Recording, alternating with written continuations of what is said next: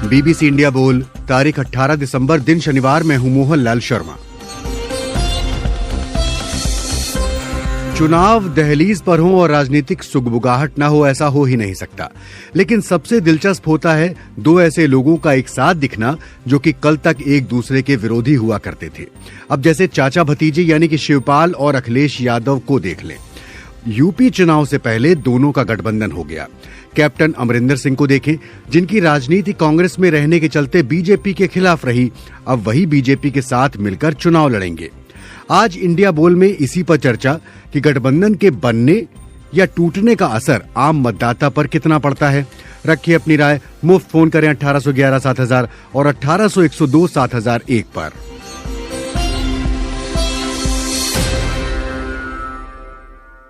आप सुन रहे हैं बीबीसी हिंदी सेवा का कार्यक्रम इंडिया बोल। स्वागत, अभिनंदन। फेसबुक और यूट्यूब पर सुन रहे समस्त श्रोताओं का पहले मुख्य समाचार। पाकिस्तान की आर्थिक राजधानी कराची के शेरशाह इलाके में एक निजी बैंक की शाखा में हुए धमाके में 14 लोगों की मौत हो गई और कई अन्य घायल हैं। कराची पुलिस के एडिशनल आईजी गुलाम नबी मेमन ने संभावना जताई है कि धमाका बैंक के नीचे नाले में गैस रिसाव के कारण हो सकता है। हालांकि उन्होंने कहा कि केवल विशेषज्ञ ही वास्तविक कारण का पता लगा सकते हैं। सिंध प्रांत के स्वास्थ्य मंत्री ने बताया कि इस घटना में अब तक 14 लोगों की मौत हो चुकी है। उन्होंने कहा कि ये एक बड़ी त्रासदी है। मृतकों और घायलों को कराची स्थित सिविल अस्पताल, ट्रॉमा सेंटर और जिन्ना अस्पताल ले जाया गया है। सिंध के मुख्यमंत्री मुराद अली शाह ने कराची के आयुक्त को मामले की जांच करने का निर्देश दिया है। पंजाब के पूर्व मुख्यमंत्री अमरिंदर सिंह ने सीमा पर ड्रोन मिलने के बाद मुख्यमंत्री चरणजीत सिंह चन्नी और प्रदेश अध्यक्ष नवजोत सिंह सिद्धू पर हमला बोला है। समाचार एजेंसी पीटीआई के मुताबिक बीएसएफ ने अंतर्राष्ट्रीय सीमा पर एक पाकिस्तानी ड्रोन को गिराया है। इस मुद्दे पर कांग्रेस सरकार को घेरते हुए अमरिंदर सिंह ने चन्नी से कहा कि वो अपने गृहमंत्री सुखजिंदर सिंह रंधावा से सक्रिय होने के लिए कहें। बीएसएफ ने अपने बयान में कहा है कि फिरोजपुर सेक्टर में वेन बॉर्डर पोस्ट पर शुक्रवार शाम लगभग 11:10 पर चीन में बना एक ड्रोन देखा गया, जिसे निष्क्रिय किया गया। अफगानिस्तान की सरकार में राष्ट्रीय सुरक्षा सलाहकार के पद पर रह चुके हमदुल्लाह मोहिब ने दावा किया है कि सत्ता से बेदखल हुए राष्ट्रपति अशरफ गनी को यह डर था कि तालिबान उनका कत्ल कर देगा, इसलिए वो काबुल छोड़कर चले गए। बीबीसी की फारसी सेवा की रिपोर्ट के मुताबिक हमदुल्लाह मोबिन ने अफगान मीडिया से कहा कि अमेरिका से ये भरोसेमंद खुफिया जानकारी मिली थी कि तालिबान की योजना राष्ट्रपति अशरफ गनी की हत्या करने की है। एक दूसरे इंटरव्यू में मोहिब ने अफगान नेतृत्व की नाकामियों पर बात करते हुए कहा कि अफगान नेतृत्व की सबसे बड़ी गलतियों में एक गलती ये थी कि वो अफगानिस्तान छोड़ने के अमेरिका के फैसले को वो वक्त रहते भांप नहीं पाए। फ्रांस के प्रधानमंत्री जीन कास्टेक्स ने चेतावनी देते हुए कहा है कि कोरोना वायरस का ओमिक्रॉन वेरिएंट यूरोप में बिजली की रफ्तार से फैल रहा है। उन्होंने कहा कि अगले साल की शुरुआत तक ये यूरोप में प्रमुख वेरिएंट बन जाएगा। कास्टिक्स ने ये बात शुक्रवार को कही, जिसके बाद फ्रांस ने ब्रिटेन से आने वाले यात्रियों पर कड़े यात्रा प्रतिबंध लगा दिए हैं। यूरोप में अब तक ओमिक्रॉन का सबसे ज्यादा असर ब्रिटेन पर पड़ा है और शुक्रवार को लगभग 15,000 नए मामले सामने आए। यूरोपीय देशों में स्वास्थ्य अधिकारी इस वेरिएंट की वजह से आने वाली लहर के लिए खुद को तैयार कर रहे हैं। फ्रांस के बाद जर्मनी, आयरलैंड और नीदरलैंड ने भी इस लहर को रोकने के लिए नए प्रतिबंध लगाए हैं। इस बीच भारत में नीति आयोग के डॉक्टर वीके पॉल ने चेतावनी दी है कि अगर ब्रिटेन की तरह भारत में केस बढ़े तो यहां एक दिन में 14 लाख तक मामले आ सकते हैं। कर्नाटक के बेलगावी में मराठी और कन्नड़ समुदाय के प्रतीकों पर हमला और पत्थरबाजी की घटनाओं में पुलिस की कई गाड़ियों के क्षतिग्रस्त होने के बाद पूरे शहर में धारा 144 लगा दी गई है। पुलिस ने इस मामले में अब तक 27 लोगों को गिरफ्तार किया है। कर्नाटक के मुख्यमंत्री बसावराज बोम्मई ने कहा है कि जिम्मेदार लोगों को उकसाने वाला काम नहीं होना चाहिए। उन्होंने कहा कि जिम्मेदार लोगों को किसी को उकसाना नहीं चाहिए। शिवाजी महाराज और रानी चेन्नम्मा ने देश के प्रतिनिधित्व किया है। अगर हम उनके नाम पर लड़ने लगेंगे तो ये उनके संघर्ष के साथ अन्याय होगा। ये थे अब तक के मुख्य समाचार।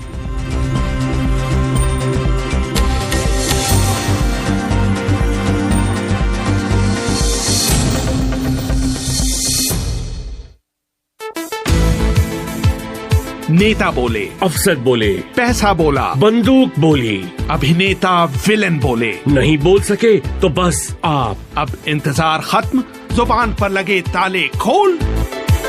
बीबीसी इंडिया बोल। नमस्कार, स्वागत है आपका बीबीसी इंडिया बोल कार्यक्रम में। शुरू हो चुका है हमारा साप्ताहिक कार्यक्रम बीबीसी इंडिया बोल। हमारी टेलीफोन लाइनें खुली हुई हैं। नंबर एक बार फिर से दोहरा देता हूं, 1811-7000 और 1801-7001। विषय एक बार फिर से दोहरा देता हूं, जिन्होंने अभी अभी हमें सुनना शुरू किया है, तो विषय यह है कि गठबंधन के टूटने और बिखरने का आम मतदाता पर क्या असर पड़ता है। मेरे साथ इस कार्यक्रम में एक मेहमान शामिल हो रहे हैं और वो मेहमान अक्सर आपको हर जगह टीवी चैनलों पर नजर आ जाते हैं। जब भी चुनाव की बात हो तो उनके विश्लेषण हम सुनते हैं और जो चुनावी गणित होता है ना, उसको आंकड़ों के जरिए समझने की कोशिश करते हैं। जी हाँ, हमारे साथ हैं CSDS के निदेशक संजय कुमार जी।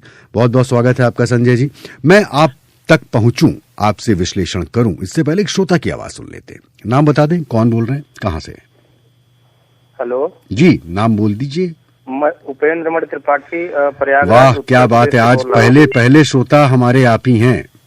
जी जी, सादर नमस्कार आपको। नमस्कार। और संजय जी को भी सादर नमस्कार और बीबीसी के सभी श्रोताओं का मेरी तरफ से हार्दिक स्वागत और अभिनंदन। जी, स्वागत अभिनंदन हो गया, आप बात रखें। जी जी, हमारा ये कहना है मोहनलाल जी कि वर्तमान समय में जो चुनाव जा रहे हैं और मतदाताओं से वोट मांगे जा रहे हैं, वो एक प्रकार का धोखा हो रहा है। क्योंकि वोट किसी नाम पे मांगे जा रहे हैं और अलायंस किसी नाम पे हो जा रहा है। हाँ। मुद्दों की राजनीति जो है वो बाहर होती जा रही, अवसरवादिता का जो एक सिनारियो वो बढ़ता जा रहा है। क्योंकि अब प्री पोल अलायंस हो रहा है और पोस्ट पोल अलायंस भी हो रहा है। प्री पोल में आप पहले जिस नीतियों के खिलाफ राजनीतिक पार्टियां लामबंद हो रही हैं, उनके खिलाफ बोल रही हैं। के चुनाव के बाद जो है वो मिल जा रही हैं, तो उसका मतदाता ठगा जा रहा है। मतदाता ठगा जा रहा है। बहुत बहुत शुक्रिया अपनी बात रखने के लिए। अरुण कह रहे हैं कि अगर मतदाता ठगा हुआ महसूस करता है तब जब गठबंधन टूटता है। जितेंद्र सिंह टिप्पणी कर रहे हैं कि डबल इंजन की सरकार को बदलने की जरूरत है। संवैधानिक संस्थाओं को कमजोर किया गया है। गठबंधन सरकार लोकतंत्र को स्वस्थ रखती है। और एक तापेंद्र कुमार राम हैं जो कि स्वागत कर रहे हैं संजय जी का इस कार्यक्रम में। राकेश दुबे कह रहे हैं कि गठबंधन के नुकसान है तो फायदे भी हैं। मैं संजय जी अब आपके पास आ गया। शुरुआत में हमने अपने एक श्रोता की टिप्पणी सुन ली। उनका कहना यह है कि ठगा सा महसूस करता है, गठबंधन टूटता है और बहुत सारे अलायंस होते हैं, pre poll alliance, post poll alliance. तो आम मतदाता पर, मतलब अगर हम ये सोचें कि भाई ये गठबंधन है, XY का गठबंधन है और XY का गठबंधन चुनाव के बाद वो XY का न रह के YZ का हो जाता है, तो जिसके लिए हम वोट मांगते हैं या फिर XY जब सामने आते हैं, एक साथ आते हैं, तो क्या X के जो प्रति समर्थित लोग हैं वो X को ही वोट देंगे? और यानी कि फायदा होता है कि नहीं होता है? देखिए, जब दो पार्टियों के बीच गठबंधन होता है तो उसको ऐसा नहीं है कि मतदाता उसको बड़ी खुशी खुशी देखते हैं और उसके कारण उनका दोनों पार्टियों का जनाधार बढ़ने लगता है या घटने लगता है। गठबंधन से फायदा सिर्फ यही होता है, एक पार्टी के वोटर दूसरी पार्टी के लिए भी वोट करते, क्योंकि गठबंधन का तो आधार बहुत साफ है। आधी सीटों पर आप लड़ेंगे और कुछ सीटों पर हम लड़ेंगे। तो ऐसी स्थिति में ऐसी सीटें जहां पर एक पार्टी कमजोर होती है और दूसरी पार्टी अपना उम्मीदवार खड़ा करती है, तो गठबंधन उनका गठबंधन की जो पार्टी है तो उसके समर्थक भी उसके लिए वोट कर देते हैं। लेकिन कोई बड़ा उत्साह दिखाई पड़ता हो या कोई बहुत निराशा दिखाई पड़ती हो, निराशा तो कभी कभी होती है मतदाताओं को कि देखिए किस पार्टी ने किसके साथ गठबंधन कर लिया। मतलब कल तक गाली दे रहे थे और आज साथ में वोट मांगते हैं।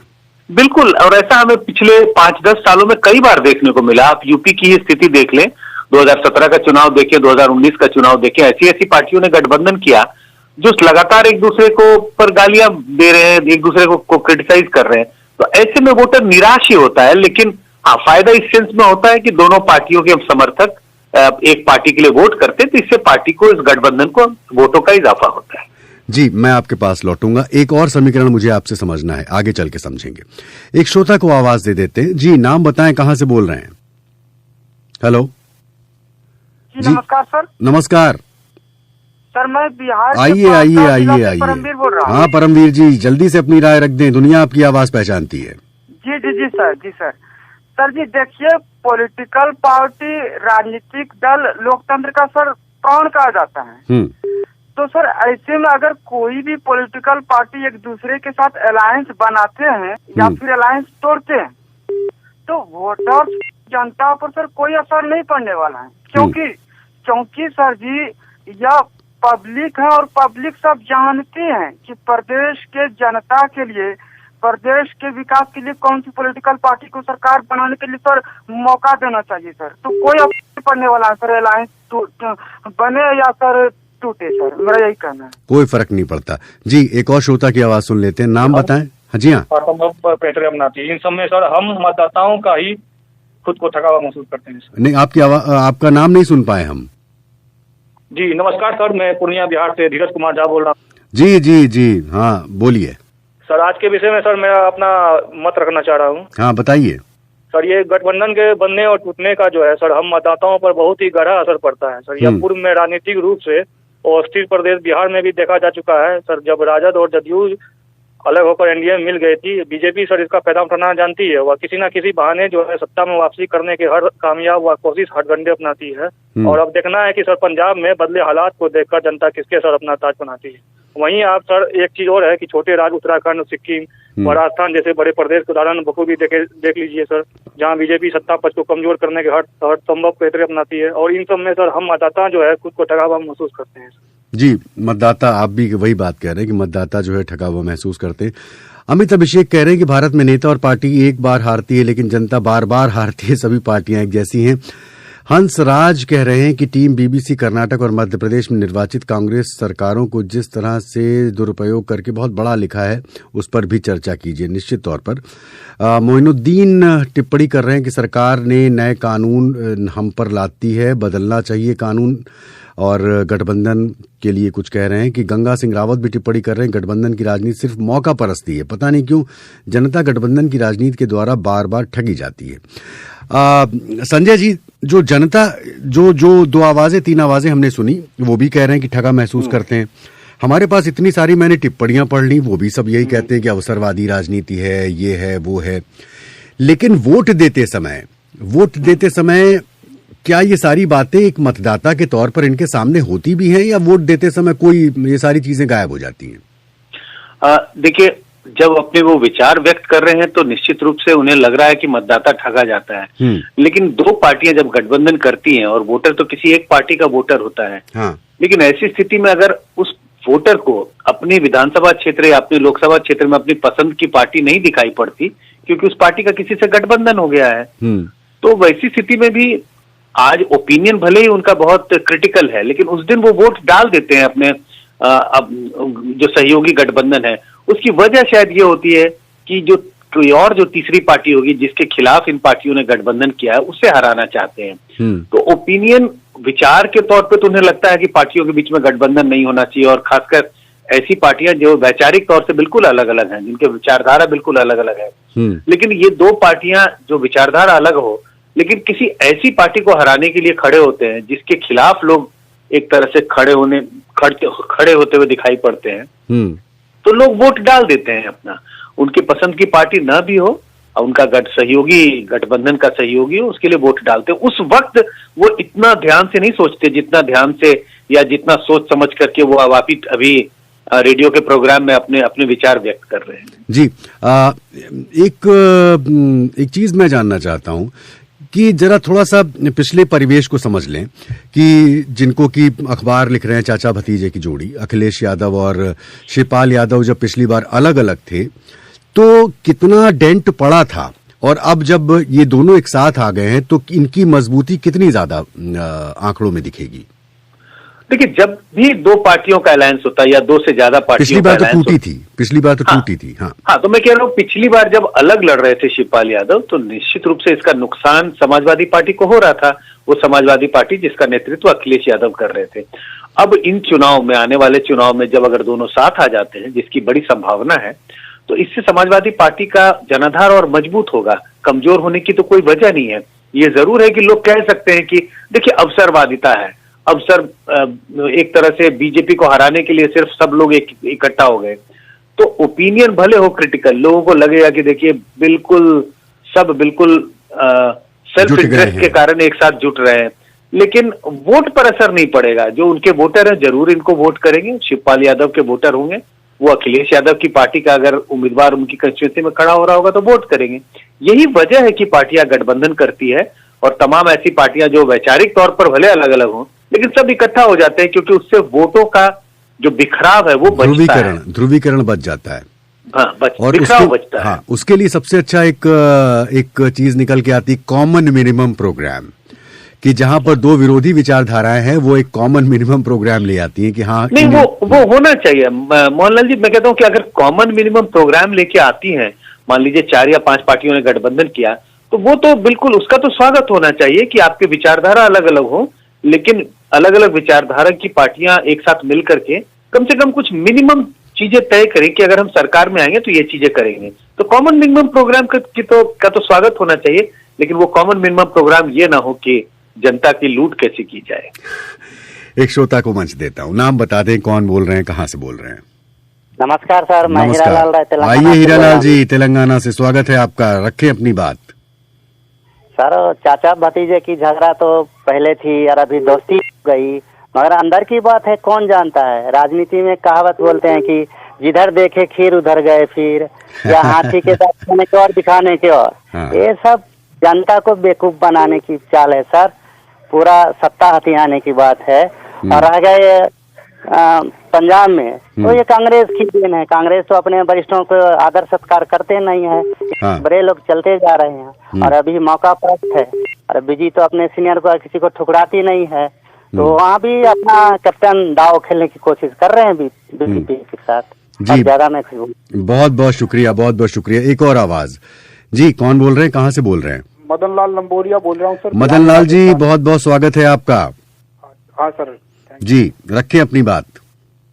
ये विभिन्न बेमेल राजनीतिक गठबंधन है, जैसे कैप्टन अमरिंदर सिंह है और भाजपा के साथ पंजाब में उन्होंने गठबंधन किया है। खिचड़ी हो, एक खीर और दही का मेल हो गया सर, वो विपरीत ध्रुव है, और महज उद्देश्य है सिर्फ सत्ता की मलाई प्राप्त करना। और बीजेपी यही चाहती है, जिसका घर टूटता है उसके मेंबर को साथ लेके उस पार्टी को खत्म करना और सत्ता। लेकिन मदन जी, ये तो हर पार्टी करती है, एक दूसरे जब पार्टियों में टूट होती है तो हर पार्टी यही करती है। इसमें सिर्फ करती है सर, लेकिन बीजेपी अपवाद थोड़ी है इसमें। अपवाद नहीं सर, एक और बताता हूँ आपको। हरियाणा में इन लोगों को तोड़ दिया, और रही कसर पीछे इन्होंने समाजवादी पार्टी है और इनका शिवपाल जी का अखिलेश का जो गठबंधन हुआ है, शिवपाल जी को गठबंधन में संगठन का बहुत बड़ा अनुभव है और वो सफल भी हैं।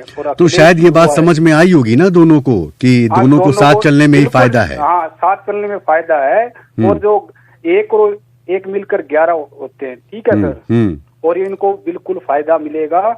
और जो कैप्टन अमरिंदर सिंह की बात है, पूरे साल कांग्रेस में रह के सत्ता प्राप्त की, मलाई खाई, उस उम्र में वो गठबंधन कर रहे हैं जिस उम्र में भाजपा ये कह रही है 75 को हम रिटायर कर रहे हैं, राजनीति के काबिल उनके साथ हाथ मिला रही है। तो मतदाताओं को विवेक, तर्क, समझदारी और मुद्दों पर आधारित राजनीतिक देखकर वोट करना हुआ, ताकि ये बहुरूपी रंग बदलते हैं बार बार में, ये जनता को ठग नहीं सके। जी, बहुत बहुत शुक्रिया। तौहीद अहमद एक टिप्पणी कर रहे हैं कि जरूरी नहीं गठबंधन से दोनों पार्टियों को फायदा ही हो, एक को फायदा को तो दूसरे को नुकसान भी हो सकता है। संजय जी, इनकी इस टिप्पणी में कितना दम है? देखिए, दूसरे को नुकसान तो होता हुआ दिखाई नहीं पड़ता, लेकिन हाँ, जब 2 पार्टी या 2 से ज्यादा पार्टियां गठबंधन करते हैं तो इसकी कोई गारंटी नहीं है कि सारी गठबंधन के सहयोगी जो दल हैं सबको बराबर बराबर फायदा होगा। कभी कभी किसी पार्टी को ज्यादा फायदा होता है, कभी कभी किसी पार्टी को कम फायदा होता है। तो अनुपात फायदा जो मलाई आप काटते हैं, मलाई लेते हैं, उसमें फर्क जरूर आ जाता है।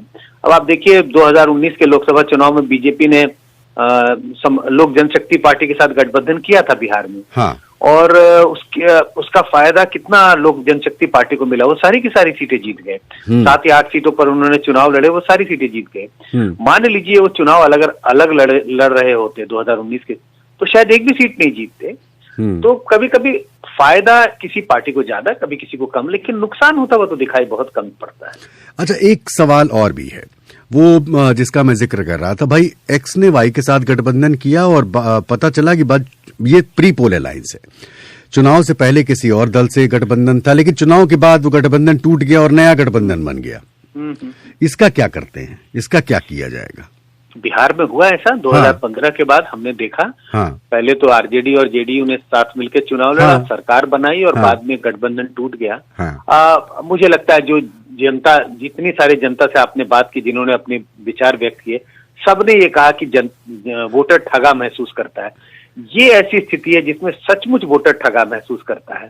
प्री पोल अलायंस में तो मैं नहीं मानता कि वोटर ठगा महसूस करता है। उस वक्त आपके पास वो पावर होती है कि अगर आपकी पसंद की पार्टी ने किसी ऐसी पार्टी के साथ गठबंधन कर लिया जिस पार्टी को आप पसंद नहीं करते, तो आप अपना वोट छोड़ सकते हैं, नहीं दे सकते हैं उस पार्टी को। लेकिन जब पोस्ट पोल अलायंस ऐसा होता है कि आपके पसंद की पार्टी ने उस पार्टी के साथ गठबंधन कर लिया जिसके खिलाफ वो चुनाव लड़ रहे थे, तो ये सचमुच ठगे जाने वाला, जो वोटर जो कहता है ठगा जा रहा है, सचमुच वोटर ठगा जाता है। जी, लौटूंगा मैं आपके पास। एक और श्रोता, नाम बता दें, कौन बोल रहे हैं? नमस्ते सर। नमस्ते। उत्तर प्रदेश, सीतापुर उत्तर प्रदेश से मैं सुनीत कुमार बोल रहा हूँ। जी, सीतापुर से आप इस कार्यक्रम में शामिल हैं, कहें। सर पहले तो सर एक हमारी रिक्वेस्ट है जी सर। पिछले कई दिनों से बीबीसी इंडिया बोल में सरकार की तरफ से या कोई ऐसा एक्सपर्ट नहीं आता है जी, जो सरकार के मुद्दे सुने। जैसे मैं पहले सुनता था तो उसमें जब कांग्रेस सत्ता में थी तो राशिद अलवी साहब आते थे, या कांग्रेस सरकार की तरफ से कोई न कोई आता था। हाँ, मैं आपको यहीं पर आपको जवाब दे देता हूँ। बात यह है कि सरकार के कोई प्रतिनिधि हो तब ना, सरकार के प्रतिनिधि शामिल कहाँ होते हैं, और सरकार के प्रतिनिधियों को लाना कितना बड़ा काम है, वो शायद आप समझ सकते होंगे कि सरकार के मंत्री आपके लिए कैसे उपलब्ध हो सकते हैं। और इसीलिए जनता की आवाज उन तक पहुंचती, मतलब इस कार्यक्रम के मार्फत से हम पहुंचाते हैं, क्योंकि मीडिया अब वैसी मीडिया नहीं है जैसी आज से 15 साल या 20 साल पहले हुआ करती थी। या यही प्रोग्राम जो बीबीसी इंडिया बोल, इसी प्रोग्राम में लाल कृष्ण आडवाणी भी आ चुके हैं, इसी प्रोग्राम में सुषमा स्वराज भी आ चुकी हैं, इसी प्रोग्राम में बड़े बड़े नेता दिग्गज भी आ चुके हैं जिनसे हम सवाल पूछा करते थे। लेकिन अब उसका स्वरूप बदल गया और मीडिया बहुत बदल गई। संजय जी, कुछ टिप्पणी करना चाहेंगे आप इस पे? नहीं, बिल्कुल। आपने बोल इंडिया बोल कार्यक्रम उपलब्ध कहाँ है, नेता कहाँ उपलब्ध है? आपने बोल इंडिया बोल कार्यक्रम के बारे में जिक्र किया और कहा पहले बड़े बड़े नेता आते थे और वो अपने विचार व्यक्त करते थे, लेकिन आज नहीं है। ये कमोबेश सारी जगहों पर हो रहा है। ये आप प्रिंट मीडिया की बात कर लें, आप टीवी की जर्नलिज्म की बात कर लें, टीवी में पैनल डिस्कशन की बात कर लें, या फिर अगर कोई एकेडमिक डिस्कशन है जहां पर पहले लोग आते थे, अगर आपने उनको अपने विचार व्यक्त करने के लिए बुलाए, आजकल उपलब्धता उनकी बहुत कम हो गई है। अब वजह क्या है उसके बारे में ज्यादा चर्चा नहीं की जा सकती, लेकिन वजह यही है कि शायद सरकार चाहती है कि अपनी बात वो कह दे, लेकिन वाद विवाद में ना फंसे।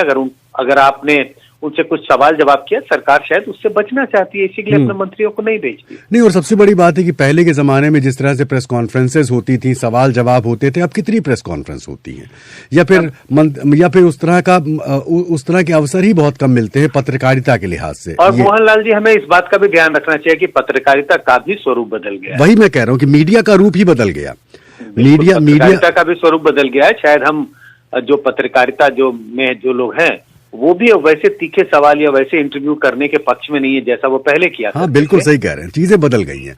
खैर, मैं कार्यक्रम में वापस लौटता हूँ अपने मुद्दे पर। एक श्रोता को जगह देता हूँ, नाम बताएं।